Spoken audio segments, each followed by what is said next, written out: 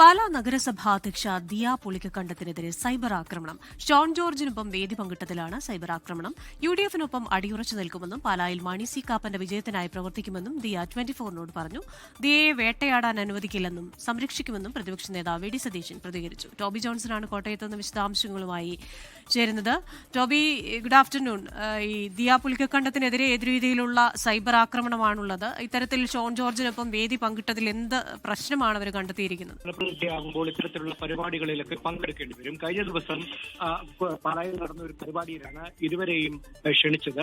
അവർ അവിടെ ചെല്ലുകയും ആ പരിപാടിയിൽ പങ്കെടുക്കുകയും ഒപ്പം തന്നെ അവിടെ ഉണ്ടായിരുന്ന ആളുകൾക്കൊപ്പം ഒരുമിച്ച് നിന്ന് അവരുടെ ഒരു ഗ്രൂപ്പ് ഫോട്ടോ എടുക്കുകയും ചെയ്തു.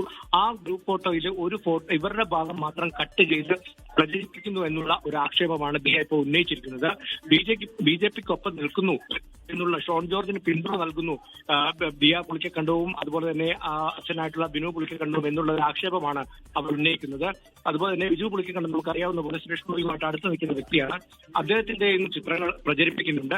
എന്തായാലും യുഡിഎഫിനൊപ്പം ഉറച്ചു നിൽക്കുന്നവരാണ് തങ്ങളെന്നാണ് ഇപ്പോൾ ദിയ പറഞ്ഞിരിക്കുന്നത്.